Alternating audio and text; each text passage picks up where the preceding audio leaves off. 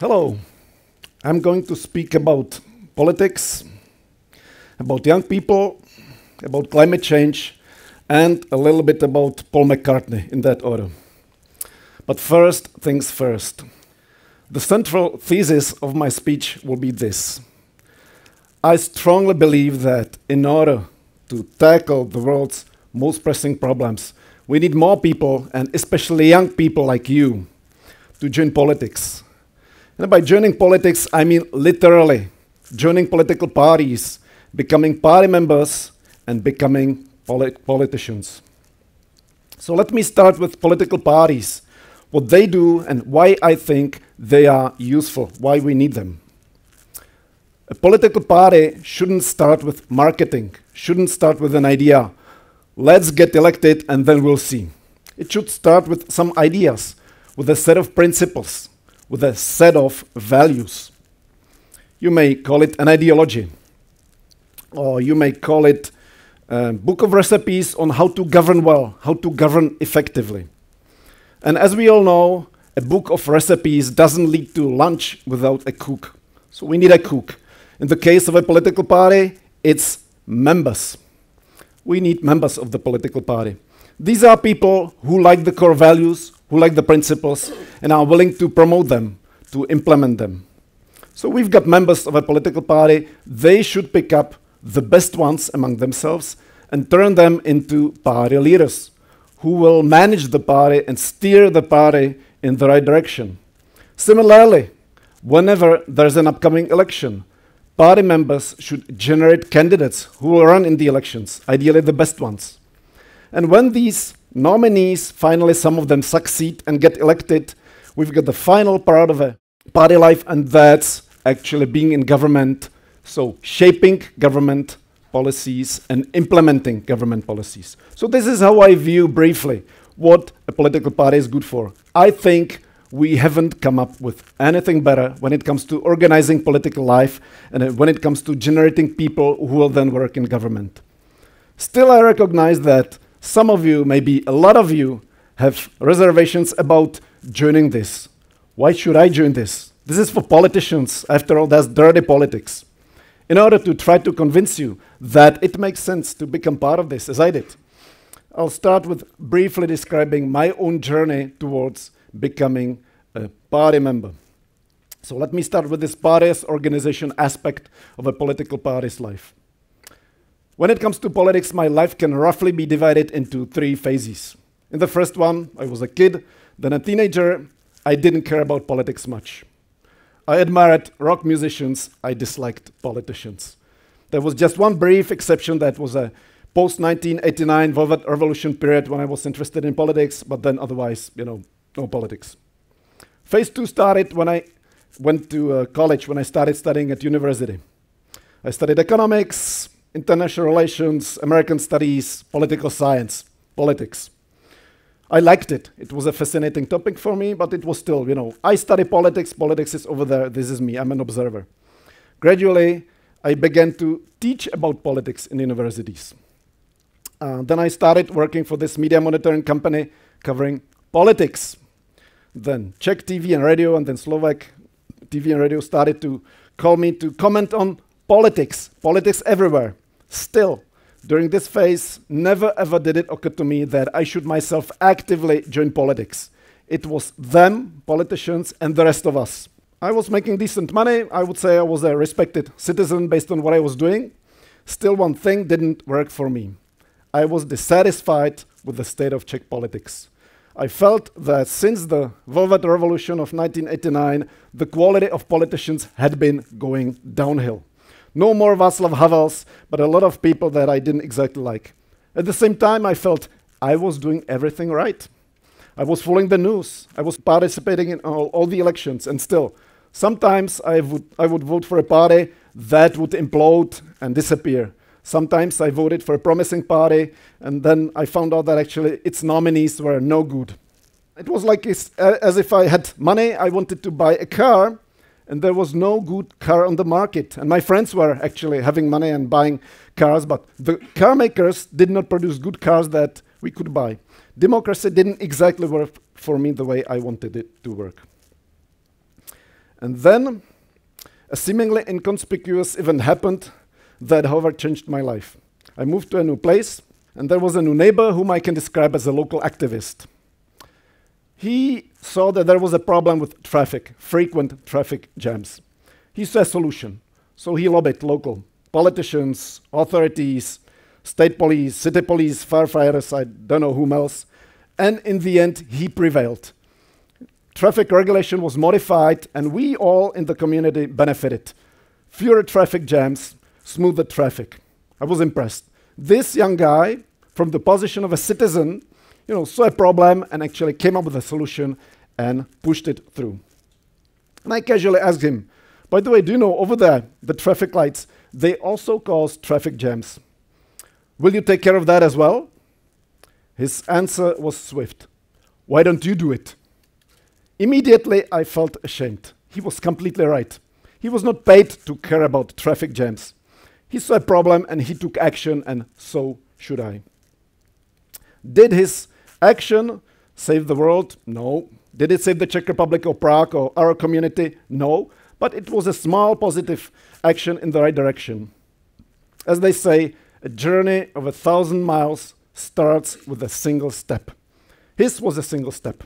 So if we compare major challenges that we are faced with, major changes that need to happen to journeys of 1,000 miles, they all require hundreds or thousands of small steps to be taken. And very seldom do we get somebody like Mahatma Gandhi who can make the journey single-handedly. Mahatma Gandhi changed the fate of a nation, of India. But more often, we need more people to get involved, to take 10, 100 or 1,000 steps that together make up the whole journey. So this was an event that motivated me to start thinking about actually politics. This guy would also go to the meetings of the local council, and I started going there as well. There I realized that actually even in the 21st century, actually politics matters. A lot of stuff gets decided and pushed through by politicians. Despite all the talk about the power of multinational corporations and new media and so on, a lot of stuff, urban planning, education, culture, sports, whatever, actually gets decided by politicians. At about the same time, a new national party was being founded. And it all started making sense to me.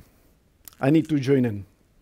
I cannot stand aside anymore. I need to join in.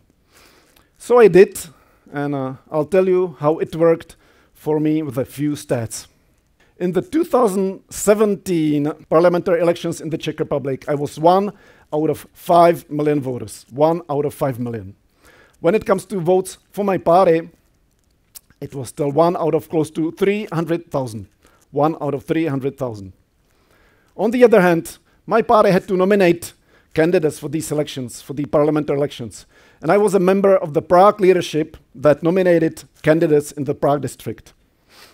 We nominated guys, it was 25 of us, so 1 out of 25, and 3 of these guys made it to the parliament where they work and are doing good work. So 1 out of 25. As a 19th century US politician once said, I don't care who does the electing, as long as I do the nominating. Which takes me to this. At least in the Czech Republic and a lot of European countries, an important thing when it comes to the quality of politics happens in the political parties. It's often too late in the election booth. Because if some good candidates don't get nominated, you cannot vote for them. So if somebody thinks about improving the political process, it's good to start thinking, maybe I should get involved in where the candidates are chosen, which is in the political parties. Generally, it's political party members who get nominated by party members.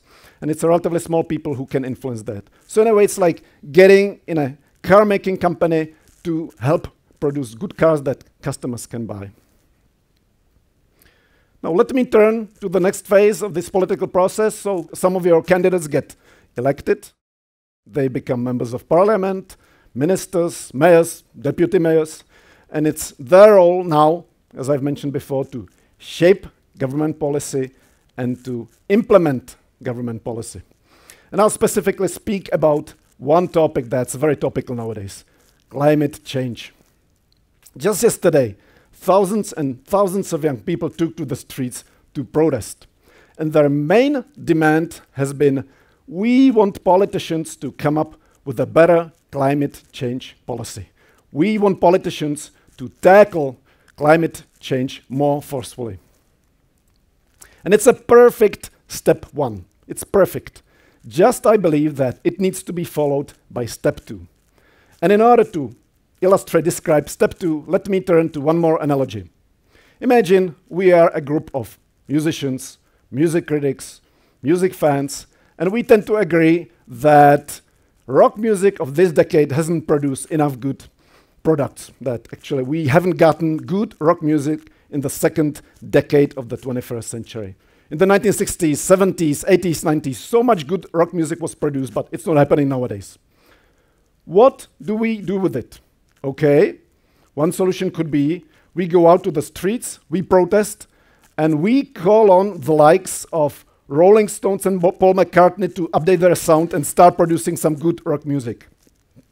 I don't think it's the right solution. I think we should go back to President Kennedy and just a little bit paraphrase his famous quote. Ask not what Paul McCartney can do for you. Ask what you can do for rock music. Are you 18, 25, 35, 44? Grab a guitar, get behind the drum set, and start producing some good rock music so that you can help define the rock sound of this decade. You cannot rely only on Paul McCartney and Rolling Stones. And I think it's similar with politics. We cannot rely only on the Paul McCartneys of politics to fix major issues such as climate change. We need younger people with new mindsets, with new energy, with new proposals for solutions to join in and to try to shape government policies and implement them. Now, some of you may say, I don't know how to do it, I didn't study politics. It's for politicians. Politics is different. If you want to be a medical doctor, you sure have to study medicine. If you want to be a pilot, you should study in a pilot school. When it comes to politics, let me assure you, I studied political science, and it prepared me very little for the role of a real politician. You just need to get in and start practicing it and learn along the way. Anyone with some education, some skills, and some good intentions can do it. So don't worry about it. After all, the list of former US presidents includes the likes of a former actor as well as a peanut farmer. Anyone can do it. I don't expect all of you to start thinking about joining politics. After all, we need a lot of young, capable people working for companies, producing good products, useful products, people in education, in the media, in NGOs, and so on. Still, I hope that some of you young, capable people will start thinking about joining politics, because I'm deeply convinced that without that, we cannot successfully tackle some of the major global challenges that are out there. The world needs it. Thank you.